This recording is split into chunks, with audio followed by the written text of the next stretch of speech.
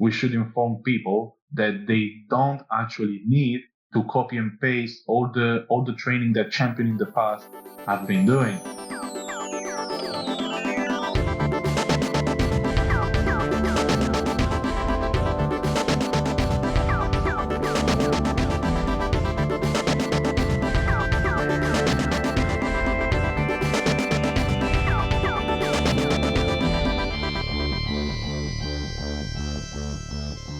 We are about to launch. Truth Not Trends, what's up, everybody? I dove in too early. Des was giving me the countdown, but that's okay. I jumped the gun. Liam Bauer here, live with you guys. TNT Strength, Oakland. This is the podcast where we help you maximize your strength as safely and efficiently as possible. My name is Liam Bauer. I have been a strength coach for 36 years and counting.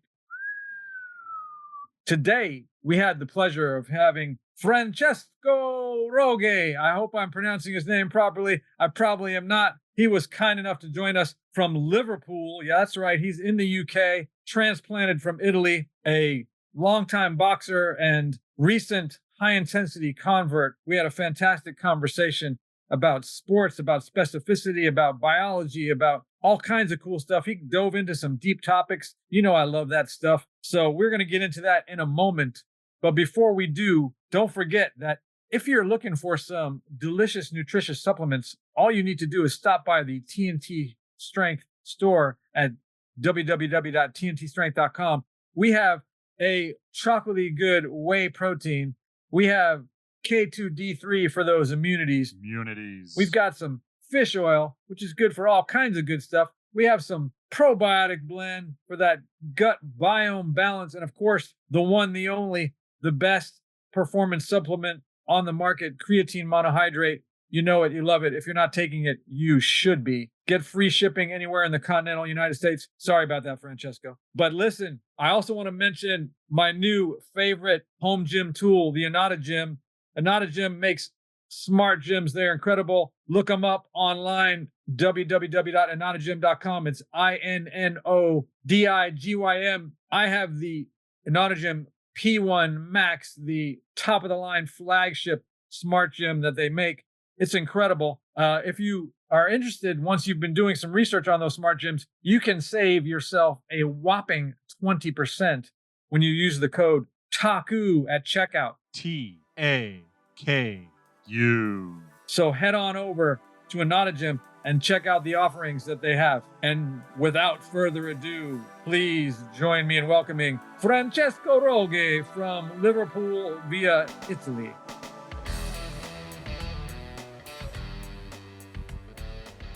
So, Francesco, I'm very excited to have you with us. And I want to, the first thing we need to do is introduce yourself and tell me a little bit about your background, fitness, exercise, all this stuff. And, you can kind of, as much as you want, about your journey and how you got to where you are right now. So, first of all, thank you for having me here in your podcast. And let me introduce myself to all your listeners and to you. I'm Francesco Rogai. I'm a personal trainer. I live in Liverpool, United Kingdom, but I'm from Italy. My passion for fitness started back in my country. When I was 16 years old, I got into boxing and I spent 5-6 years training in different gyms. And as I was training, I started to develop many questions and doubts about training methods and strength and conditioning, because there's a lot of myth and folkloristic tradition behind boxing and what a boxer should actually do in the gym. So you realize that there's many contrasting opinion and way to train when you change boxing gym, okay? And this lead the athlete to think, okay, who's right, who's wrong? Also, when you do boxing, you're gonna face certain injuries, and I used to often have pseudospinatus tendon injuries, and I was often going to the physiotherapist. I spent a lot of money in physiotherapy and in sport massage. I would always break my shoulder, and I was like, is it because my body is not made for this sport? Is it because my tendons are just weak, or maybe there is something bad? And there was a point when I was 19 years old that I had kind of an illumination. So it was me and other two guys having the same injury to the left shoulder. Okay. And all of us was actually going to the physiotherapy, and we exchanged tips and, suggestions like, oh, my physiotherapist is having me doing this, like all weird, useless exercise on the floor, with the yoga mat. And I was like, oh, my physiotherapist is actually having me doing this with a medical ball on the wall, while I also do some TAKU therapy, which is a therapy that increases the blood flow in the area with some ultrasound type of stuff. So when I realized that it was actually three of us having the same problem in the same gym, after years of me struggling with 5 camp, getting ready for a competition, and then spending 3 months to recover. Every time I had a fight and I was training for the fight, then I had to face 2 months of physiotherapy. It was unbearable. I ended up having severe problem on my shoulder that I got very close to had a surgery, and I was visited from one of the most expert surgeon of the shoulder. He was a doctor that was used to deal with a professional footballer. Like with, I don't know sorry, I mean soccer, because you need Yeah, of course. I don't know. I think I heard in some of the episode, in some of previous episode, that you play soccer, or it wasn't someone else. Okay, so Yeah, that was me. Yeah, yeah, so you might know people like Francesco Totti, yeah. sure, of course. Yeah, so this doctor did a surgery on Francesco Totti. He looked at my shoulder and he told me there is a chance you might never do sport anymore in your life. I was 19 years old and I used to live and breathe boxing. Right. So it's like if someone, it's like if it's, I don't know, it's like a morning. It's traumatic. It's something very, very bad to digest, when you are so full of hope and young. But anyways, I did some physiotherapy, and thanks God everything kind of healed by itself. And that was the point where I was like, okay, I want to study. I want to get to know. I want to get the knowledge. Like, why are these things happening? Is there a chance that my trainers are just ignorant?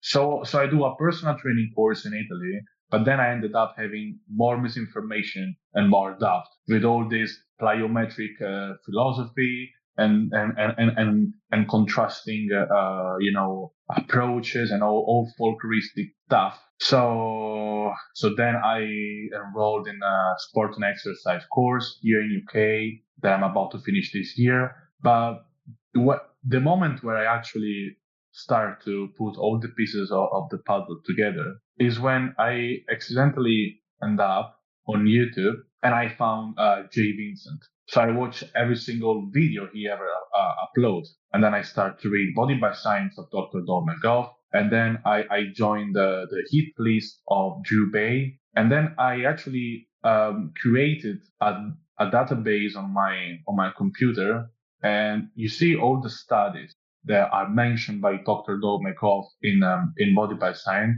Most of them I actually been hunting for the studies because some of them are old, and I downloaded all of them using Sci-Hub on my laptop. So I just got to a level of knowledge where I just realized, oh, that's why.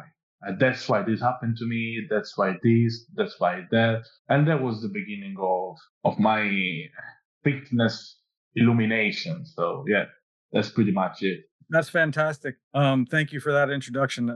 Yeah, it's funny, because I was a soccer player, and back when I was playing soccer, which was in the 1980s, I was playing in college, and interestingly, even then, we had no strength and conditioning program as part of the soccer program. All we did was play soccer, and they didn't make us do any kind of strength training. They didn't recommend, that we even do push-ups. You know what I mean? We just played soccer. I was very skinny. I think I weighed under 130 pounds because I was just running every day. And I actually broke my kneecap playing soccer indoors. When I was recovering, that's when I sort of decided I was going to try to lift weights. But again, I knew nothing about it. So I did, everything wrong, too much volume, too many sets. But I still, because I'm a beginner and, it's new, I added muscle and I got stronger. And luckily, the guy that sort of taught me in the beginning, although he wasn't a high intensity guy at that time, he was very, the two most important things that I learned from him was to write everything down and keep track of it, and to be safe, right? To like,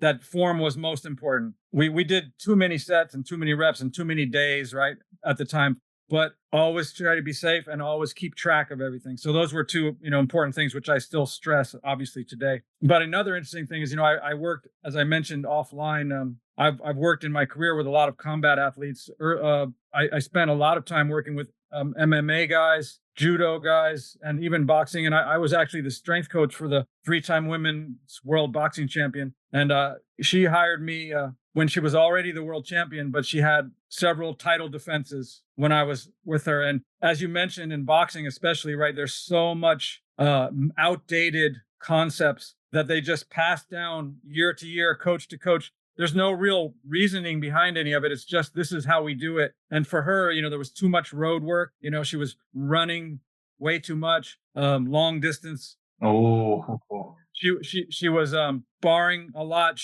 They were beating her up in the gym. She didn't do any strength training. So I threw out all of her stuff. And luckily for me, she listened to everything I said. I replaced all of her road work with brief interval stuff. I added high intensity strength training. She trained much, much less. I took out a bunch of, they used to make her lie on the ground and they would smash her abs with a medicine ball. You've probably seen this in your own time in the boxing, right? And all these stupid things. But so I made her stop all that stuff. And, no surprise, she got stronger. She got better endurance. She felt better. And she won, her last 3 or 4 title defenses before she retired, and was cited me as a success to that. So yeah, I got involved in the combat sports coaching because of what you were saying. There's just so much terrible information, especially with how they do the conditioning, right? Like way too much slow stuff, aerobic work, too much volume, too much frequency, not quality strength training, all that stuff. So yeah, I have mirrored your experience on a broad level. Yeah. So can I ask you, like, who's the name of the athlete that you've been? Yeah, her name was Gina Guidi. Her nickname was Boom Boom. Gina Boom Boom Guidi. If you Google her, you'll find her. She was like the world champion. It was back in the 90s. So it's been a while. She's long retired. She's long retired at this point. Oh, all right. I'm gonna watch. Were you actually in the corner? Yeah, no, I wasn't in the corner, but I was only doing the strength and conditioning. So no, I wasn't involved with her actual technical training. She trained in Oakland, where I am in California. There's a very famous old school boxing gym called King's Gym. It's like one of those old, where the real boxers go. You know what I mean? And and she trained almost entirely with men her whole career, much bigger and stronger than her. When she got in there with these women, she was just beating them up. Because she was used to training with very big men all the time, and she was fighting probably around 140 pounds, somewhere like that. Wow, that sounds great. Yeah, I just saw some pictures on Google. I'm already concerned. She looks scary. Yeah, yeah, yeah. She was an amazing athlete. She was very focused and very talented and really mentally tough. It was really a pleasure to have the chance to work with her. Actually, this story that you share with me remind me of something similar that I experienced. So I forgot to say this before. When I moved to London from Italy, I got into a boxing club and I started to box. I did improve a lot technically, but this coach, he crossed his boundary. So he kind of tried. He was brilliant as a technical coach when it comes to skill base. He improved so many things, but he had his belief, and he had us doing infinite long circuit rhythmic exercises, and he was obsessed with running.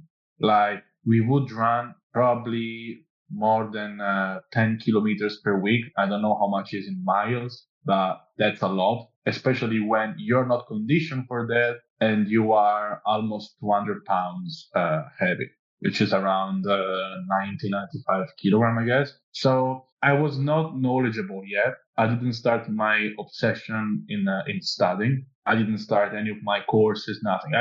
I just believed to this guy. Okay. So he had me running so much, many times per week. They give me a virtual, how can I say, a virtual confidence that my stamina was crazy because I was the heaviest athlete and I was also one of the first to complete the run. And I thought, oh, my cardio has improved so much. You know what happened? I've been running to improve my stamina, following the tips of this coach.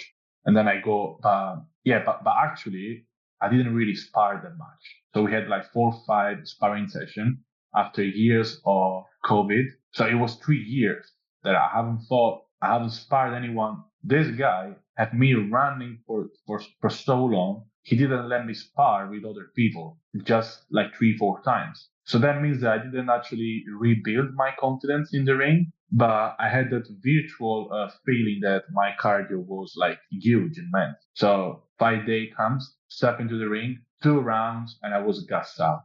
I was totally like no stamina at all. And then I start, to blame myself or to think, oh, maybe because I didn't sleep enough, maybe it's the nutrition. Like I was like, how is that possible? Yeah. Is that psychological? Because, but then it happened that straight after when I accidentally got into Drew Beijing, Vincent, Dr. Dogmakov, and all this high intensity training prophets, let's say, I finally realized why is that because stamina is not generic. It's specific to a motor program, your nervous system get conditioned. And when I actually started to apply this principle, I realized, oh, now I understand why actually I had no stamina in the ring. We have you already know obviously, and probably the listener of this podcast already know the studies from the 70s, the Strom et al., I believe, from the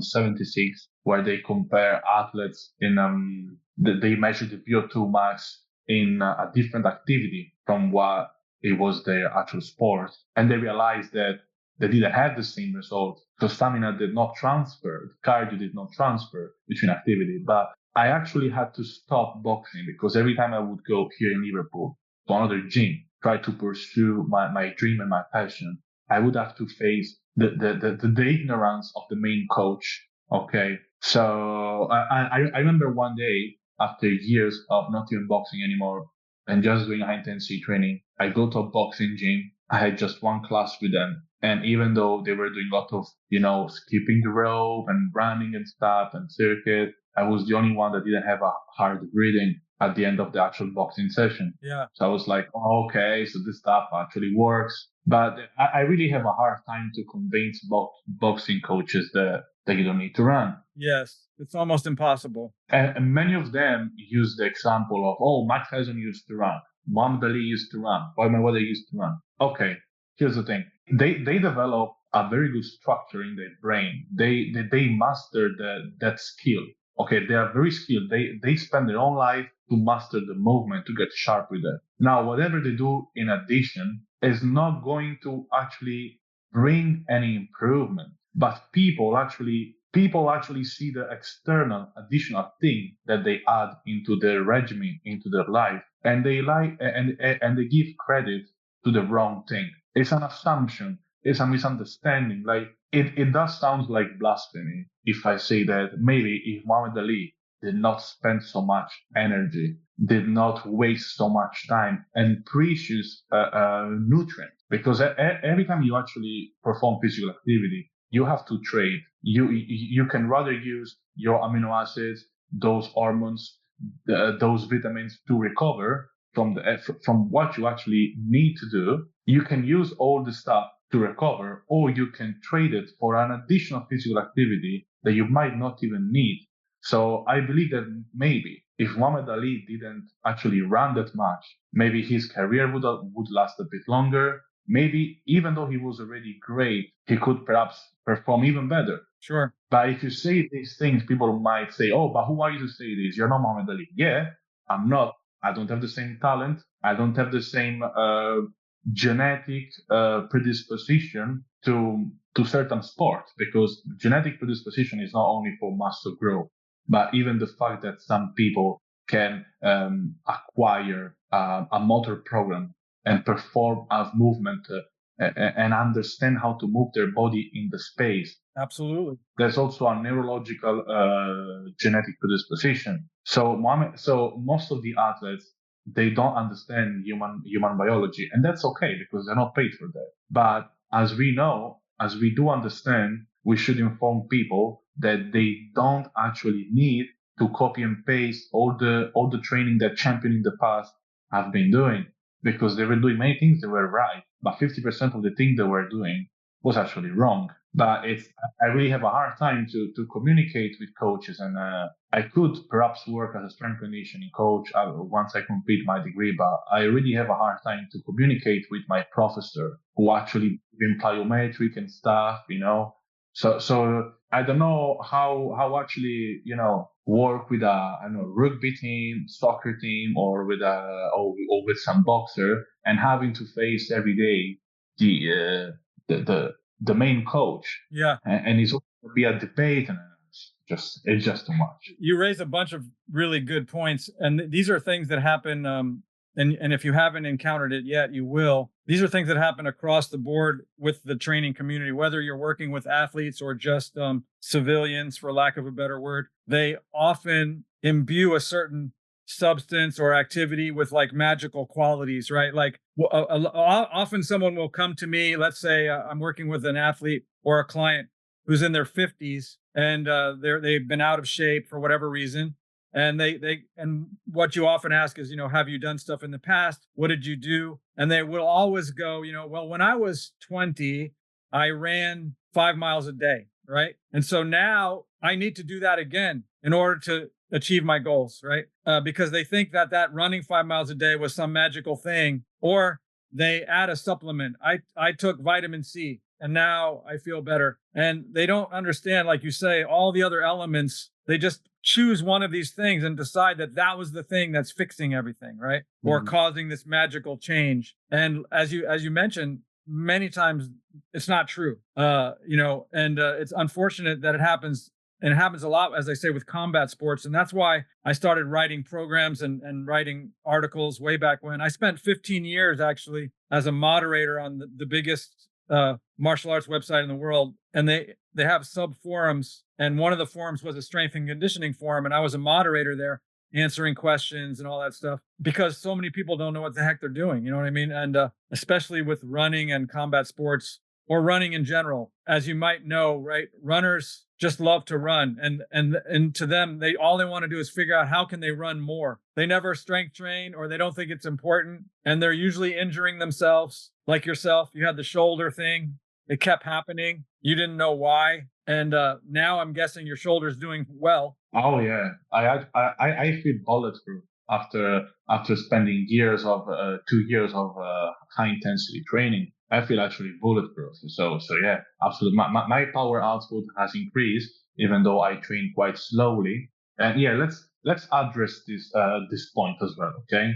Because many people, athletes, coaches, unfortunately coaches, so they assume that to generate more power output, then you have to lift something as fast as possible. And this is all the theory and belief behind the propaganda of plyometric exercise, okay? So my professor at uni, the one who covers the module of strength and conditioning, he often comes with this slide with all outdated concepts. For example, like myofibral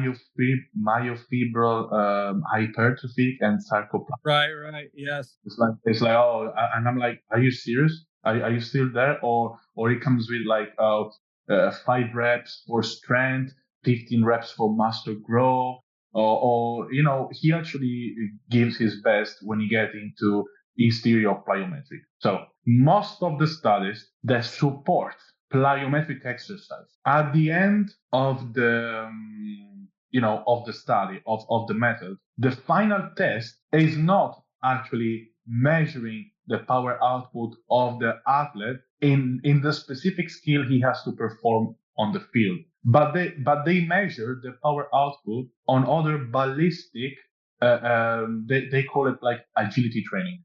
Sure. So here's how it works. I take like 9 volleyball players, and I have them doing these bizarre, side sprint and obstacle type of training. And then at the end of 8 weeks, I will measure how more explosive and fast and reactive they are in everything that is not even related to actually the movement, the motor program of volleyball.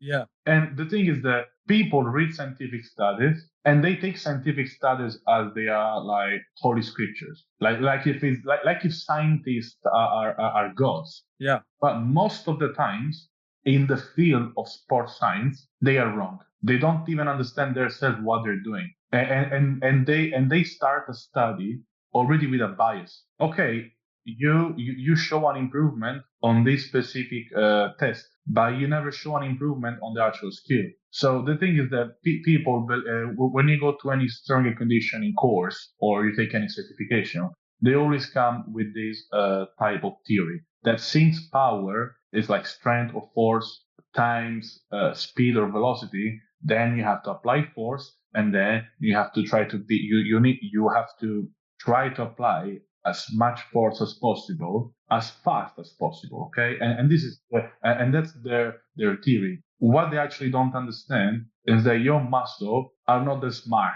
Your muscle don't know what you're doing. Your muscle apply force. Now, the speed of movement, which is something that this thing that I'm about to say, we don't listen very often, okay? But this makes people understand a lot. The speed of movement is nothing more than the difference of two forces: the force produced by the muscle, okay, and the force produced by the gravity that pull the mass of the object, okay. So when I lift 5 kilogram dumbbell, the dumbbell, so the 5 kilogram is not his weight, is the mass. The weight is actually a force, and we measure it in Newton, not in kilogram. So that means that 5 kilogram mass dumbbells, if we multiply for the accelerational gravity force, which is 9 meter dot 82 or 85, I don't know, per second, then we get the weight in Newton, okay, which is around 40 Newton, I guess. So if I'm lifting an object, okay, that has a weight of 40 Newton, but I'm lifting using for contracting my muscle enough to generate 41 Newton, okay, so there's a Newton of difference between the force produced by the muscle and the force produced by the gravity pulling the mass of the object. Guys, whoever is listening, please don't give up on me. I'm trying to make it simple. Then the movement is going to be slowly. But if I actually voluntarily contract the muscle harder and I produce 80 Newton of force, then the difference is going to be 40 Newton. That means the movement is faster. So how fast you move your body is just a side effect of the difference of two forces. Your muscle, they don't save that information. The only thing that your muscle, the only information that your muscle can actually detect is the mechanical stress and the metabolic stress, because we have mechanoreceptor and we have chemoreceptor. Chemoreceptor that detect, the change in pH for the byproduct. Sure. And mechanoreceptor that detect how much force is produced. All the rest, when it comes to movement and coordination, is saved as a motor program in your brain. If you lift something explosively, it does not going to transfer on how explosively you can actually punch. Yeah, of course. And there is not, and there is no scientific evidence. There is no substantial scientific evidence. It's all like a theory, an assumption. But people strongly and deeply believe and got brainwashed and are actually convinced that this is going to work. Yeah. That they even teach you this stuff in the courses. Sure. You're speaking my language. And it's going to be hard. No, I agree with you 100%. The thing that doesn't make sense, right, that people don't realize, using your example is obviously if I lift an empty barbell, that weighs 20 kilos, right, and I can move that barbell very fast, right? Assuming I have a modicum of strength. Every kilo that I add to the bar, it's going to slow down, based on your example, right? And the heavier it gets, the slower it moves, no matter how fast or hard I'm trying to move it, until at some point there's enough mass, I can't move it anymore, right? At all. I can't generate enough force to overcome the opposing force, right? So as the things get heavy, you slow down, and it's irrelevant, right? How fast you're moving that, like moving a lighter thing is not better, as you know. You mentioned in one of your posts I saw on Instagram about Henneman's size principle, right? And that's how the current concept of how muscle is recruited is that you start with the lower threshold fibers, and as they fatigue, mid-range fibers, and ultimately high. So if you start with a moderate weight and you move it slowly, when you can't move it anymore and you're in your mind, you're trying to move as fast and hard as you possibly can. Yes. But if I'm watching you, you might look like you're moving slowly, right? The person outside. It doesn't matter how fast the thing is moving. It matters what your intention is, right? Your intention to move it as fast and hard as possible, right? And that's when we have recruited all these fibers that we're after. It's that, I'm sure you're familiar too, like how many coaches think you have to do like Olympic weightlifting movements, right? Oh, yeah. Right? Because they move the bar fast. But the reality is, if you watch closely, the barbell itself is not moving very fast. What's happening is they are moving their bodies very fast around the barbell, right? Yes. They have to be very fast to get under the barbell to catch it, because they can only move it a few feet. It's heavy. And so they're moving their body very fast, but their body doesn't weigh a lot. The thing they're lifting is only moving a few feet, and it's not actually moving very fast. And the heavier it gets, the slower it gets. And that's always going to be true. So yeah, I agree with everything you said. And I think it is a huge misunderstanding. I've been doing this for 36 years myself. So I'm not confident that we're ever going to get coaches to really understand it across the board, right? No. But we just keep hoping there's more people like yourself who are understanding it and can help others learn, how to use this information the most efficiently and the most safely, to get so they can get the benefits without injuring themselves or injuring themselves on the worst case scenario and wasting time on the best case scenario. I agree with everything you say. And I have a personal theory, okay? So here's the thing. I believe that everything that, obviously I believe in God. So everything that is God creation has a deeply complicated structure behind. Humans are probably the most complex living being that exists, okay? But the way human body works, the way we can actually make it work and make it be functional is actually easy. So it's complicated to understand the structure of human body, but the way it works is actually easier. So most of the adaptation that we can develop are specific. Okay. Like, here's the thing. I wish I could improve my VO2 max in a specific activity and that would transfer. I wish, because I also play soccer sometimes and I have no stamina at all. And that's why I ended up playing as a goalkeeper, because I don't want to waste so much energy in conditioning myself into sprinting, running, and play football, when I can use all those energy to recover for what I care the most, which is boxing and high intensity training. So I found a good compromise, okay, and I play sometimes as a goalkeeper, okay. Nice. I wish that my stamina in boxing would transfer in football. When I say football, I mean soccer. Of course. Unfortunately, it doesn't work like that. Okay. I wish that my power output in an activity would transfer to another. But when I play paddle, when I play tennis, we say in Italy, you are throwing a mozzarella. It's like it's like plah. Okay, got it. There's no power. It's like yeah. I mean, you got it. So human body adapt and improve specifically to one thing. Now, the only quality that actually transfer is strength, and all the spectrum of strength which can be muscular strength, which can be the connective tissue strength and resilience to producing force. Okay. And obviously there is also a generic improvement in cardiovascular efficiency.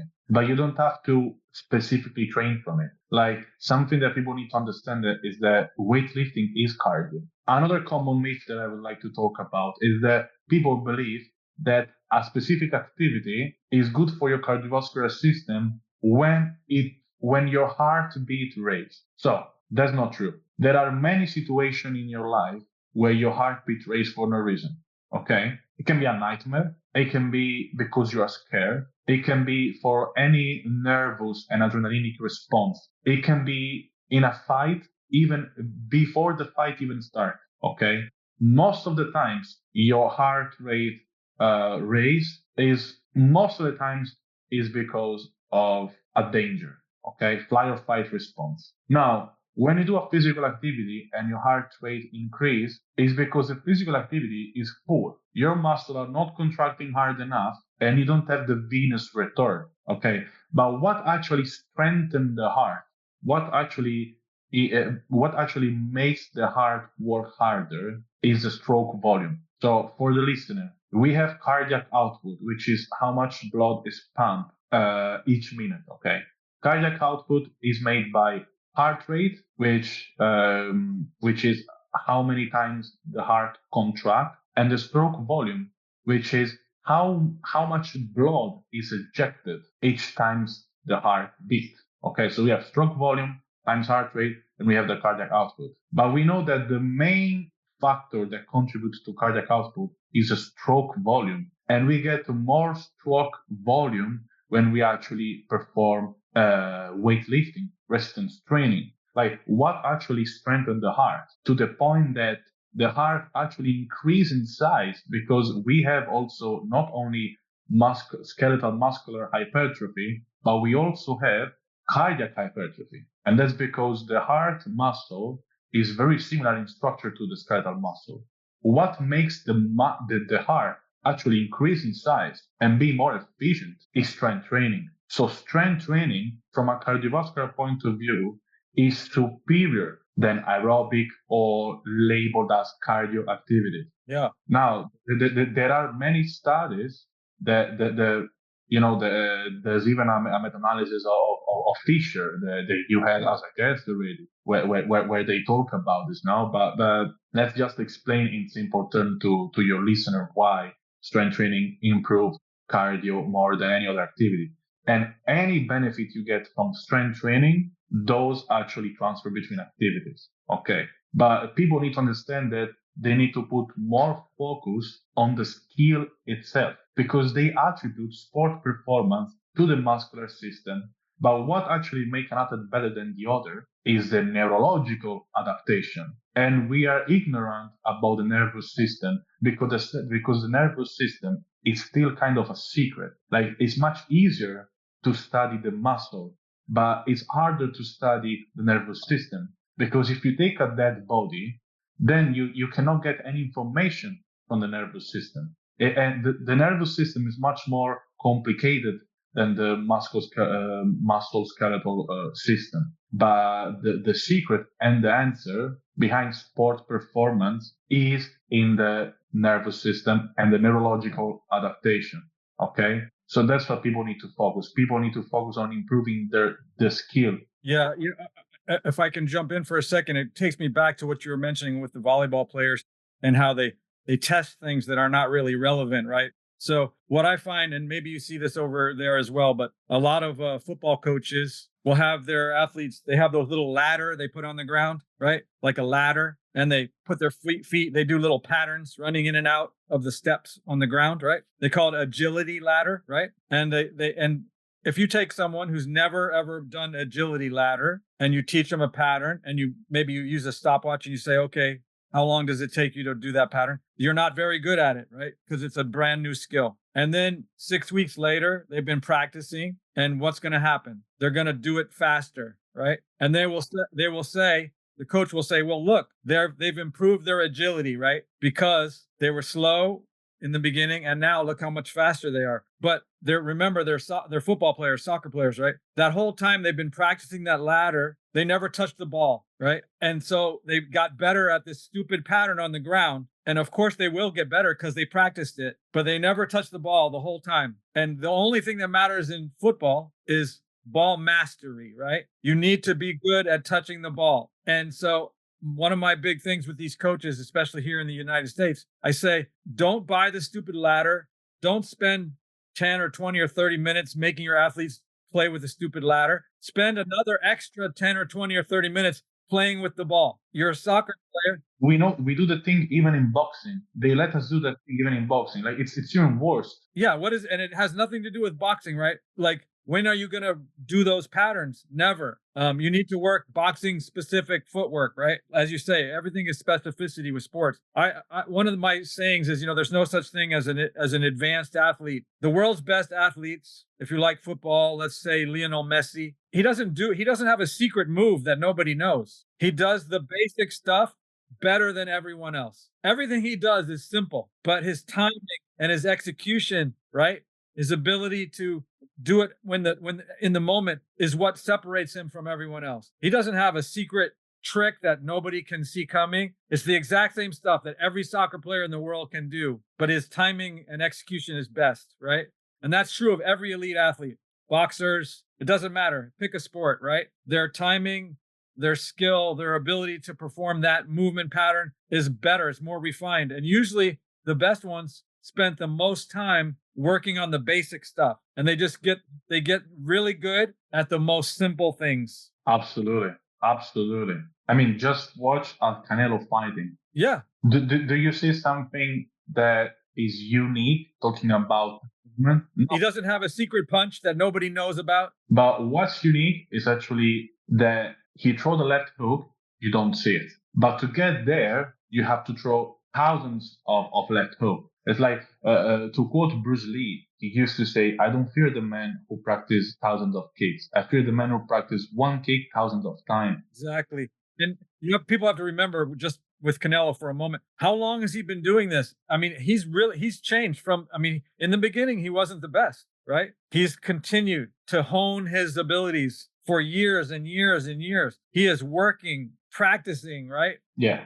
Hours in the gym and he also, with that practice, you learn to anticipate, right? I can see your body. You and I are sparring, right? With my experience, I can see the slightest movement, of your shoulder, right? I can quickly understand what you're doing and then that's when I can make it seem like I'm reading your mind, right? And within a minute, I know, when he throws his punch, his foot does this, his hand does that. And now I'm just waiting for that to happen and bam, counter, right? Absolutely. And let me tell you something. How similar is bag work to actual sparring? It's definitely more transferable than running. The stamina, the cardio, let's call it cardio, adaptation that I get from bag work is definitely more functional than the one I get from running. But even there, like to quote a personal anecdote, I haven't sparred for a long time, but I had enough tank to do 8 rounds in the bag of 3 minutes, 1 minute rest, maximum power, all out. So I thought, I really have a lot of stamina. Like maybe now I can spar. 4 rounds of sparring, I couldn't breathe anymore. So even there, even the bag work, which is the most similar thing to sparring, that obviously is not sparring, even there, it doesn't really transfer that much when we talk about stamina. Obviously, what transfer is the movement, because you can practice, that left hook, the right hand more often, so the movement comes more natural. But then there are other little things that are not little at all, like the fact that you're actually moving your body and throwing your punches with the concern of actually getting hit back. Yeah, it changes everything. And it's not even similar anymore. It's already a different thing. Boxing is a borderline sport because you can't apply the same concept of, okay, I need to train in a specific way to that simulates the actual sport, which is fight, because there is also a danger behind it. Because obviously the most efficient and functional way to get better in boxing is to box. Yeah. But to make the neurological adaptation even better, you should actually spar with no helmet and with 10 ounces gloves, which will lead to probably in dementia after 10 years. So boxing is a sport where we need to find way to get the adaptation to get better, and at the same time find a way that we don't ruin our brain so much. So we use helmet and 60 ounces gloves. But when you get used to helmet and 16 ounces glove, you step into the ring, no helmet, 10 ounces glove, and it's intimidating because you are used to certain speed, like to see punches travel a certain velocity. Right. And now it's like, okay, someone changed the setting of the game. What's going on? I'm not used to. That's a great, yeah, totally. Yeah, no, that's very true. Hey, what are those guys doing here? Whenever I feel like I'm stalling out on my bench press, I know I need a new strength curve. Whether you're stalling out on the road or stalling out in the gym, you need something with great engineering. That's right. And So I look want for the pendulum. pendulum, Pendulum. not just your average strength machines. No, they have smooth strength curves. Amazing rigidity. And did we mention the engineering's fantastic? That's right. Not to mention, they come in cool colors. Like red. And silver. Well, that was kind of weird. What was that all about? Back to the interview. Yeah, it's funny because, as you know, I'm sure, right? A lot of people will pick up, combat sports for fun or for fitness. They go to a boxing gym and they hit the bag and they jump rope, but they very rarely do they actually spar. And then, maybe you have 50 people in the class, right? And everybody's having fun. And then they go, who wants to try sparring, right? And people say, okay. And then they get in there and they do it. And then now all of a sudden there's only 10 people in the class because nobody wants to get hit, right? It's a whole nother game. It takes a very special person to actually be able to do that on a regular basis, right? But I agree with you. We need to protect their brains. It's very important, and that's a big part of my, again, working with the combat athletes. We actually train everybody's neck. For example, in my gym, everyone has to train their neck, and even if you're just a regular person who's not a fighter, we make everyone train their neck. And people are like, why is it important? I go, well, because it's good for your posture. But what if you fall down? What if you slip? What if you're in a car crash, right? Everything needs to be strong from top to bottom, right to left, front to back, right? So, if we have an athlete, we have actually special concussion prevention protocols that we use. But even if I have an 85-year-old client, I still make them train their neck and train everything else, right? Because we want everything to be as strong as possible. But yeah, boxing is unique. Any combat sport, it takes a special kind of athlete. As you say, you can't really prepare for certain aspects safely. I noticed in the Olympics, the most recent Olympics, I didn't see the boxers wearing headgear. It's the first time I ever saw Olympic boxers not wearing headgear, where in the Olympics they always used to wear the headgear. Yeah, but we don't have headgear anymore. Even in amateur boxing here in UK, but from the first fight, yeah, there's no helmet anymore. Wow. So that will make it even more challenging to get conditioned to that. For sure. Yeah, because when you spar with a headgear, you kind of you can't do all those movements. Like you can slip a punch fast because you have the weight in your head. Sure. But you have to develop the skill because in the ring there's no helmet, so you have to develop the ability to slip a punch from close distance. Because if you slip a punch too far, then you're not going to be able to counter punch and take advantage of timing. So yeah. So now, for yourself these days, are you boxing now? Yeah. So I just started. I just went back to another boxing gym here in Liverpool a couple of weeks ago, because I found a coach that let me just do some sparring and bag work and pads, and he doesn't mind if I don't do the fitness circuit with the others at the end. So I do my own strength and conditioning, which is just high intensity training. I do it by my own in a gym close to where I live, and I train every single muscle of my body: spinal flexors, spinal erectors, calves, tibialis anterioris. That is the muscle that cover the shin for the listeners. And obviously I also have exercise for the neck, like neck flexion and neck extension, which are crucial for martial art, especially because the neck flexors and the neck extensors are not really engaged in other compound movement, like for example the trapezius muscle which is pretty much engaged even with an horizontal pull. But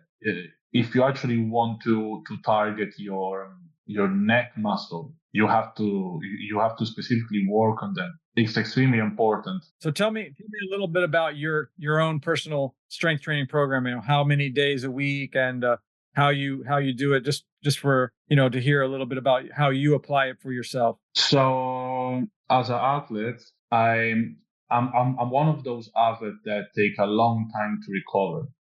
So when I do high intensity training, it does take me at least 3-4 days to actually feel 100% ready. So I don't do more than 2 sessions a week. I have a workout A, a workout B, a C, and a D. Nice. So 1 week is A, B, and a week is C and D. Got it. Yeah, that's awesome.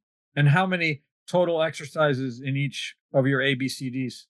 I don't have much tolerance, so it's always like maximum 6 exercises. Right? Let me double check. And now, and are you doing just 1 set to failure of each exercise? Yes, 1 set to failure. Sometimes I do 2 sets. Sometimes I do 2 sets because I'm training in a gym that has very old style and rusty equipment. And sometimes I don't feel like I feel like I'm getting more into a sticking point and not really to failure because the cable, because certain machines don't actually have a cable, but they have like a flat plastic kind of. Oh yeah, like a belt. Yeah, like a belt system. And sometimes throughout the range of motion, I don't feel the tension, but I feel like the weight stay, like the machine is like that, like the belt is actually holding the weight. And at the end of the set, I'm not sure if I reach failure or if I reach a sticking point in a certain range of motion because the cam system of the machine. But I mean, that's probably listeners won't really understand. But if certain machines are not that good, maybe I do 2 sets. Most of the time, it's not more. With dumbbells, usually I do 1 set. With proper machines, I do 1 set, 45 seconds. And you're training once every 5 days or so. Yeah. So at the moment, I'm doing 2 high intensity training sessions and 2 boxing sessions. I might cut the high intensity sessions to once a week to give more space to boxing in the future, probably. So that's awesome. And so and you're saying so about 5 or 6 extra. And do you do any kind of specific warm up stuff, or do you just dive right in? No, not really. I just start with the first. I do like the first set of the first exercise. I use the same weight that I would use in the proper set, but I just don't take it to failure. Got it. So I kind of warm up without the exercise. Yeah. Slowly. Or sometimes I like to do a time static contraction just to pump the blood to the muscle. Okay, like before actually moving, I want the joint to release the synovial fluid. So before I actually have the friction between the bones, I just hold the resistance and I do like an isometric warm up. Nice. But usually, even if you're gonna do a back exercise after a chest press, if you warm up and then you also do the chest press, then the joint involved in the vertical pull are the same. It's just different movement. But sure, I just do a little warm up and steady contraction warm up. Is each one of your ABCDs, are each one a total body workout? Let me have a look. So I usually do a upper body and a lower body, but to don't exaggerate with the fatigue in a certain district. I also have one exercise that is actually upper body in the lower body and vice versa. So for example, my day 2, I do like a vertical leg pushing movement where there is a squat or a leg press. Then I have leg curl, calf raises, and then I have a shoulder press. And then I do a toe raise for the tibialis anterioris. So I always mix it up a little bit. That's awesome. Yeah, we do all that stuff too. My own personal workout right now has gotten like, I'm always like on this quest to be a minimalist, Yeah. So right now I only do 3 exercises in my workouts, and I just do a push, a pull, and a lower body thing. So like one day I might do chin ups, standing shoulder presses and like a deadlift. And then another day I might do like chest press, row, some kind of chest press, some kind of row, and some kind of squat thing. And I do a little bit of obviously forearms and calves and neck and stuff on the edges. But my primary exercises are just like 3 big movements. And then that's my whole workout. Probably the only exercise I don't do is deadlift. I do RDL, but I don't do deadlift because when I perform the RDL, having my knees almost straight, basically the force is produced by the hamstrings, the glutes, and the spinal erectors. Okay, but if I also bend my knees and I involve the quads, then I have so many muscle producing force that the weight is not adequate. So I need to increase the load. But if I increase the load, then my grip will give up and I will reach failure in my forearm and hand muscle before my quadriceps, my hamstrings, my glutes. So when I actually involve the glutes in the deadlift, then I start to feel like every time I do deadlift, I always end up feeling that's not failure. Yeah. Because when I actually reach failure on the RDL, which is a deadlift for the listeners, is a deadlift without involving the quadriceps, I can actually reach failure and then also reaching isometric failure because I reach failure and beyond. I reach positive failure and then I hold the resistance as long as I can. And I can do that with the RDL. And it's a wonderful sensation because we are not used to feel the spinal erectors, the lumbars, and the glutes actually reach failure. It's fantastic, but I can't reach proper failure with deadlift. So I rather do RDL and then a leg extension or a leg press and a leg curl. But if you want to do deadlift, I suggest to use the T bar where you have the hammer vertical grip. What we do is we use like lifting hooks. You ever use those? Okay, yeah. Yeah, so like for me, I've had a lot of grip issues too because I've had a lot of injuries, broken wrists, and all kinds of things.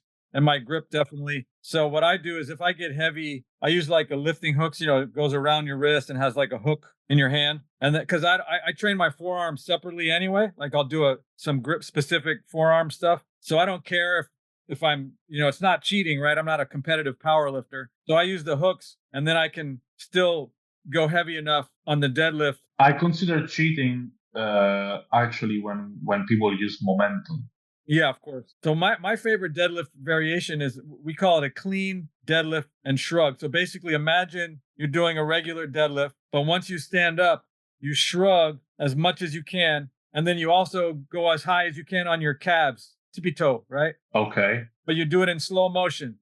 So you stand up, shrug, and then up on your calves, and then all the way back down, all done slowly. So it's like a power clean, but you don't actually explode and catch it, right? But you stand up, shrug, and go cap. So that movement works basically everything from your shoulders all the way down to the back of your heels. It's like a body weight workout. It's time efficient, but for the amount of muscle that I have, if I can see myself passing out.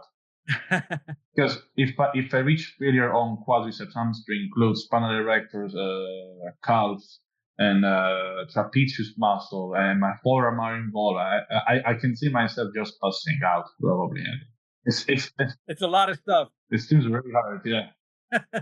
It's one of my favorites, especially with like coaches who are obsessed with the Olympic lifting. I tell them, replace the power clean with that movement and see if you lose anything, right? And you do it in slow motion. I will try. It's very demanding. I will try this variation. I usually focus on compound movement or isolation exercises because I'm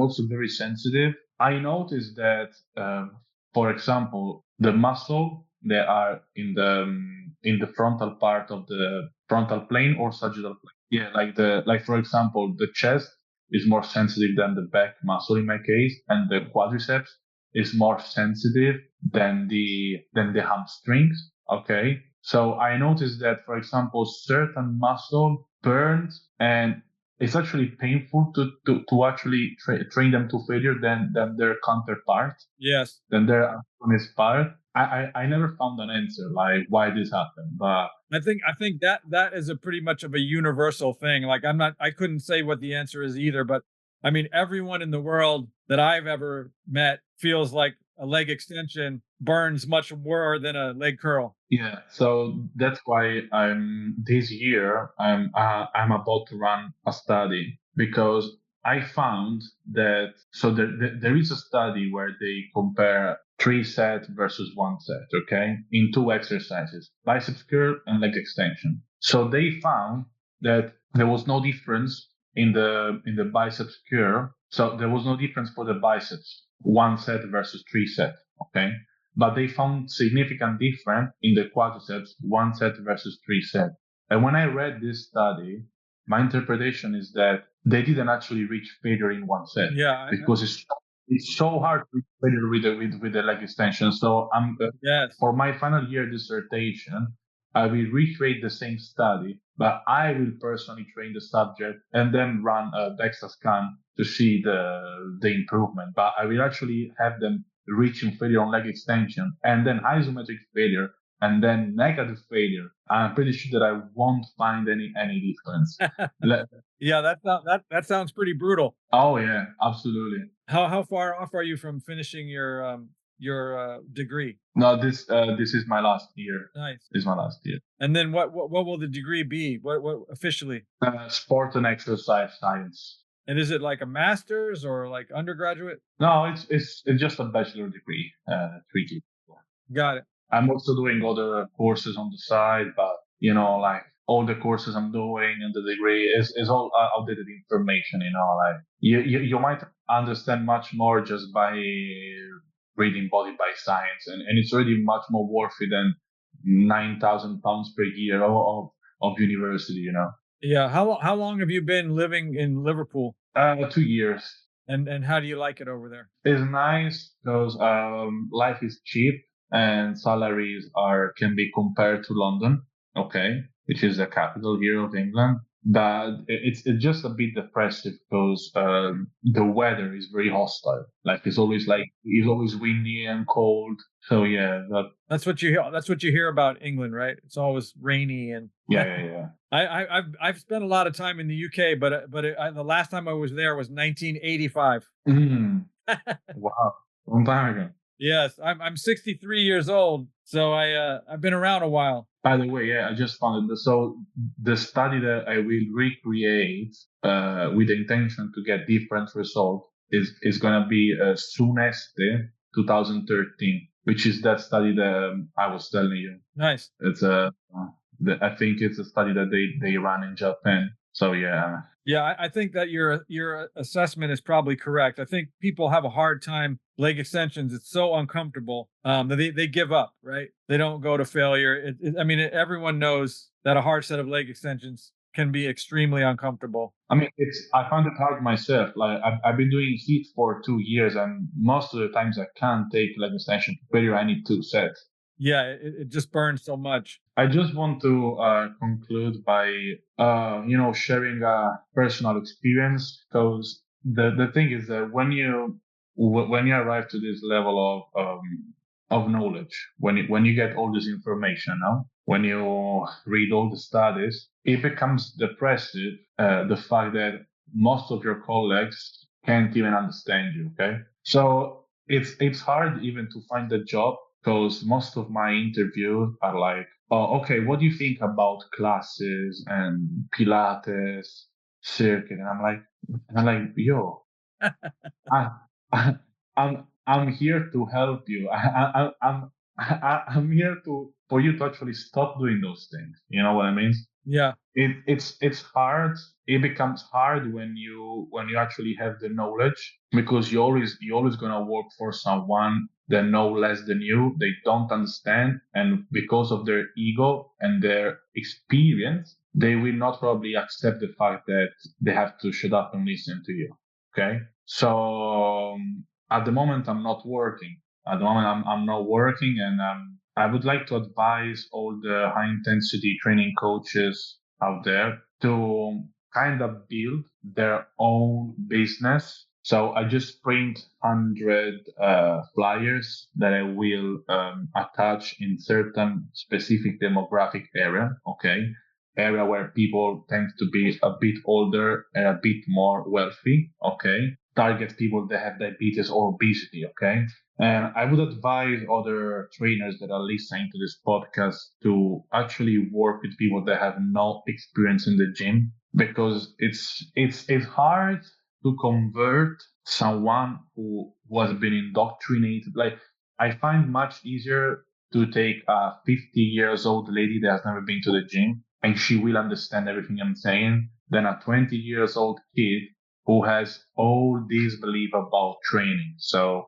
my suggestion is find a place where you can pay rent, maybe not monthly, but pay as you go for your clients, Yeah. and try to find clients by your own. I'm not trying to be, a guru, because I'm not good on my own doing these things. Like, it's just something that I realized lately. I just can't keep going this way. So I'm gonna try at the moment. Good for you. Put in some flyers, yeah. Let's see how it goes, but it's hard. Yeah, I mean, I worked in the commercial gym setting most of my career, right? We just started my own studio, which I have a business partner, so we own it together. We just started it just over 3 years ago, and so all those years, 36 years, so 33 of those years, I was working for other people, and having the same challenges as you, right? But when you do, what I find is, once they work with me, they usually have those light bulb moments. They start to recognize, wow, this works, and I don't need to spend as much time doing it. Like, I used to train an hour, but I used to take people and they like train an hour, and then after 20 minutes they're like, I can't take anymore. And I'm like, great, that's all you need. Let's train for 30 minutes instead of an hour, right? And they start to realize, wow, this stuff, is effective. But yeah, I agree with you that beginners are much, much easier. They don't have any preconceived notions. They're willing to listen. I think you have a lot of good ideas, and finding a place that can do like daily rent. Like around here, I used to work where they just charged me $20 per client, right? So I charged the client what I wanted, and I paid the gym $20 for every client that I trained. And so I would just do it every day. Like, if I trained, 5 clients, I gave the gym $100 and I kept everything else for myself, right? So maybe I'm charging $80 per session from the client. I give 20 to the gym. I keep 60 for myself. And then I walk out the door. I would literally just pay them day by day. I would pay them on my way out the door, and then I keep what I made. If you can find a place like that, that's a great way to go. Like, my advice is to build your own thing, because the world will not understand you. Okay. so yeah, that's like, so I also suggest to actually have another job as your primary source of income, and then slowly build your high intensity training business on the side in the beginning, which is what I'm trying to do now. And to conclude, for all of those who are skeptic about high intensity training who are listening, and I say this and then I have to run, guys. High intensity training works. My first client in a commercial gym was 58 years old lady with no experience in the gym, with light osteoporosis. She was a client no other personal trainer wanted, because you have to be very careful when you train a skinny lady with osteoporosis, okay? But with super slow 5-second positive, 5-second negative set, 2 sets per exercise, because in the beginning you do more than one, because they don't reach failure, they're not conditioned for that. But every set to failure, 2 workouts per week. I check the process with my body composition scale. It's cheap. It's called Anita body composition scale, and it's pretty much accurate. She gained 4 pounds of muscle with only 8 high intensity training sessions in 6 weeks. Yeah, fantastic. Nobody ever had the same progress of the 58 years old lady, and I'm still shocked about that, because I can't believe that lady is the one that grow more muscle, and every month she would grow 2 pounds more, 3 pounds more every single month. So high intensity training works. It works for a lady that was 58 years old with osteoporosis. It's gonna work for you too. Yeah, fantastic. That's the last thing that I want to say. I loved this conversation with you, and I would like to be, I don't know, in another episode in the future. Sure. Thank you for your invitation. Thank you for Yeah. also to the audio engineer. Thank you so much for joining us. I really appreciate it, and I know you came on late notice, which was fantastic. We literally just set this up yesterday, Des. So I appreciate you jumping on with both feet, as we say. So yeah, have a lovely evening, and we'll definitely stay in touch. If there's anything I can do for you, please reach out to me. If you have questions or anything you need help with, I would love to keep talking to you off air. And like I said, anything I can help you with or questions or anything, just let me know. Thank you. I appreciate a lot. Guys, thank you so much for having me here. I need to run now to church. Have a good night. You got to go to church. And God bless you and peace be upon you. Thank you so much. Have a good night. All right. Stay safe. Have fun. Boom, baby! What's up, people? Thank you so much for listening to this episode of Truth Not Trends. That's right here at TNT Strength Headquarters, Truth Not Trends. Please, if you enjoyed this episode, subscribe, rate, and review us on whatever platform you're listening to us on. And don't forget to share with a friend. You can find us on the web at tntstrength.com. That's right, TNT Strength now coming to you in person at 5255 College Avenue in Oakland, California. You can call the studio 510-768-5421. You can also text us at 855-796-9905. Or shoot us an email at contact@tntstrength.com. And whatever you do, stay off of that stupid blue bubbly boasting. The only thing I know how to say in Italian is I'm going to kick you in the balls. So I didn't say it. Mixed and edited by Desmond McNeese for We Mixed It, LLC. Go to whatsoundsawesome.com. Su do un calcio sulle palle.